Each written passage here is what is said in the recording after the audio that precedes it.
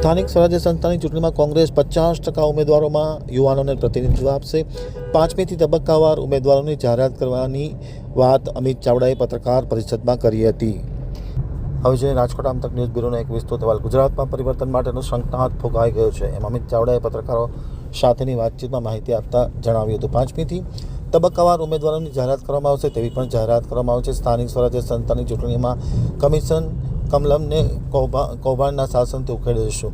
સ્થાનિક સ્વરાજ્યની ચૂંટણીમાં 50% ઉમેદવારો યુવાન હશે તેવી પણ કોંગ્રેસ દ્વારા જાહેરાત કરવામાં આવી છે। રાજકોટ ખાતે ગુજરાત પ્રદેશ કોંગ્રેસ સમિતિના પ્રમુખ અમિત ચાવડાએ પત્રકાર પરિષદને સંબોધન કરતા તેમણે જણાવ્યું હતું અને ચૂંટણી માટે કોંગ્રેસ મક્કમ હોવાની વાત પણ તેમણે કરી હતી।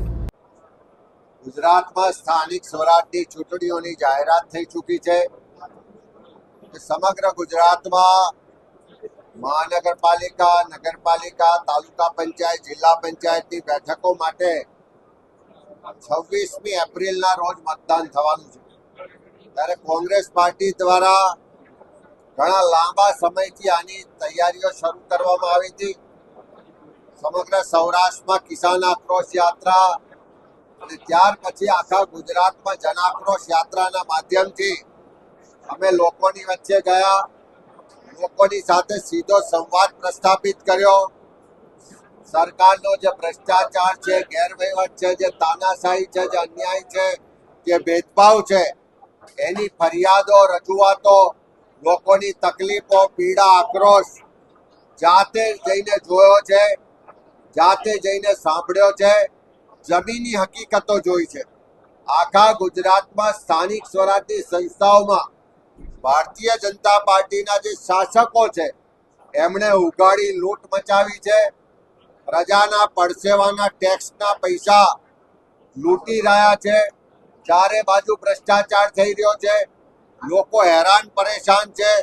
તમામ વર્ગ વિસ્તારના લોકો આ સરકારને બદલવા માટે તૈયાર છે અને સરકાર ખાડે ગઈ છે એવું એકી અવાજે કહી રહ્યા છે। ત્યારે આજે સમગ્ર સૌરાષ્ટ્રના તમામ જિલ્લાઓમાં જે અમારા પ્રદેશના નિરીક્ષકો તાલુકા વાઇઝ ગયા, જે સંભવિત ઉમેદવારો છે એમને સાંભળ્યા છે, અમારા કાર્યકરો સાથે સંવાદ કર્યો છે, સંકલન કર્યું છે। અમારા જિલ્લા કોંગ્રેસ સમિતિઓ દ્વારા જે ચૂંટણી સમિતિઓ બનાવી એના દ્વારા પણ ઉમેદવારોની પસંદગીની પ્રક્રિયા કરવામાં આવી છે અને એને આખરી સ્વરૂપ 4 તારીખથી શરૂઆત કરીને અમે પ્રદેશ લેવલે આપવાના છે। પ્રદેશ ચૂંટણી સમિતિની બેઠક 4 તારીખથી શરૂઆત કરશે। એક શહેર, એક જિલ્લાના જે પણ અભિપ્રાયો આવ્યા છે, જે પણ ઉમેદવારોની પેનલો બની છે એની પર વિસ્તૃત ચર્ચા કરી અને અમારા પ્રભારીશ્રીઓની ઉપસ્થિતિમાં એને આખરી સ્વરૂપ આપવામાં આવશે અને 5મી તારીખથી તબક્કાવાર ઉમેદવારોની યાદી જાહેર કરવામાં આવશે।